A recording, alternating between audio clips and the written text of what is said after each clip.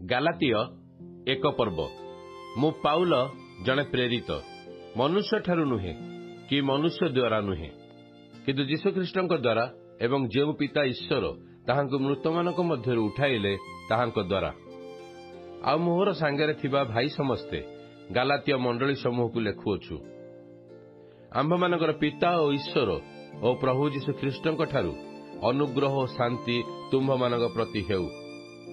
ସେ ଆମ୍ଭମାନଙ୍କର ପିତା ଈଶ୍ୱରଙ୍କ ଇଚ୍ଛା ଅନୁସାରେ ଏହି ବର୍ତ୍ତମାନ ଜଗତରୁ ଆମ୍ଭମାନଙ୍କୁ ଉଦ୍ଧାର କରିବା ପାଇଁ ଆମ୍ଭମାନଙ୍କ ପାପ ନିମନ୍ତେ ଆପଣାକୁ ପ୍ରଦାନ କଲେ। ଯୁଗେ ଯୁଗେ ତାହାଙ୍କର ଗୌରବ ହେଉ। ଆମେନ୍। ଖ୍ରୀଷ୍ଟଙ୍କ ଅନୁଗ୍ରହରେ ଯେ ତୁମ୍ଭମାନଙ୍କୁ ଆହ୍ୱାନ କଲେ, ତାହାଙ୍କଠାରୁ ତୁମ୍ଭେମାନେ ଯେ ଏଡ଼େ ଶୀଘ୍ର ବିମୁଖ ହୋଇ ଅନ୍ୟ ସୁସମାଚାର ପ୍ରତି ଅନୁରକ୍ତ ହେଉଅଛ, ଏଥିରେ ମୁଁ ଚମତ୍କୃତ ହେଉଅଛି। ତାହା ଅନ୍ୟ ସୁସମାଚାର ସୁଦ୍ଧା ନୁହେଁ, କେବଳ କେତେକ ତୁମ୍ଭମାନଙ୍କୁ ଅସ୍ଥିର କରୁଅଛନ୍ତି ଓ ଖ୍ରୀଷ୍ଟଙ୍କ ସୁସମାଚାରକୁ ବିକୃତ କରିବାକୁ ଇଚ୍ଛା କରୁଅଛନ୍ତି। କିନ୍ତୁ ଯେଉଁ ସୁସମାଚାର ଆମ୍ଭେମାନେ ତୁମ୍ଭମାନଙ୍କ ନିକଟରେ ପ୍ରଚାର କରିଥିଲୁ, ଆମ୍ଭେମାନେ କିମ୍ବା ସ୍ୱର୍ଗଦୂତ ହେଲେ ଯଦି କେହି ତଦ୍ଭିନ୍ନ ଅନ୍ୟ ସୁସମାଚାର ପ୍ରଚାର କରେ, ତେବେ ସେ ଶାପଗ୍ରସ୍ତ ହେଉ।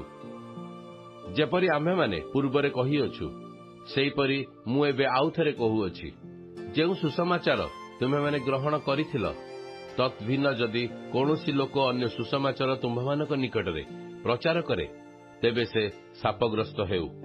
ମୁଁ କି ଏବେ ଈଶ୍ୱରଙ୍କର କିମ୍ବା ଈଶ୍ୱରଙ୍କର ପ୍ରିୟପାତ୍ର ହେବାକୁ ଯତ୍ନ କରୁଅଛି, ଅବା ମନୁଷ୍ୟମାନଙ୍କୁ କି ସନ୍ତୁଷ୍ଟ କରିବାକୁ ଚେଷ୍ଟା କରୁଅଛି?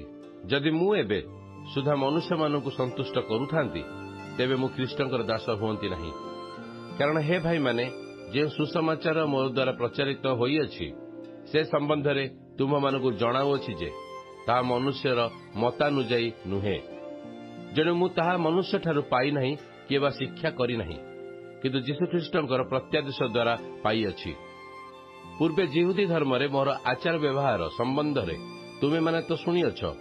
ମୁଁ ଈଶ୍ୱରଙ୍କ ମଣ୍ଡଳୀ କି ଅତିରିକ୍ତ ଭାବରେ ତାଡ଼ନା କରୁଥିଲି ଓ ତାହା ଉଚ୍ଛିନ୍ନ କରିବାକୁ ଚେଷ୍ଟା କରୁଥିଲି।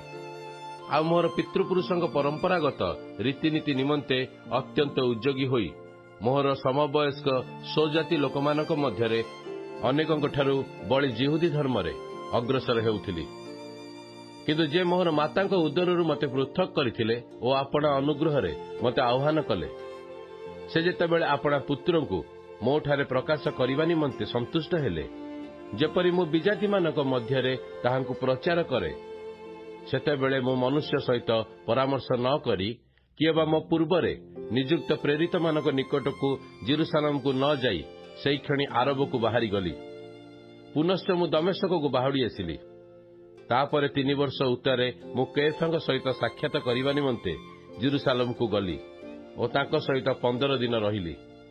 କିନ୍ତୁ ପ୍ରଭୁଙ୍କ ଭ୍ରାତା ଯାକୁବ ଛଡ଼ା ପ୍ରେରିତମାନଙ୍କର ଅନ୍ୟ କାହାରିକୁ ଦେଖିଲି ନାହିଁ। ମୁଁ ଯେଉଁ ସବୁ ବିଷୟ ତୁମ୍ଭମାନଙ୍କୁ ଲେଖୁଅଛି, ଦେଖ, ଈଶ୍ୱରଙ୍କ ସାକ୍ଷାତରେ କହୁଅଛି, ମୁଁ ମିଥ୍ୟା କହୁନାହିଁ।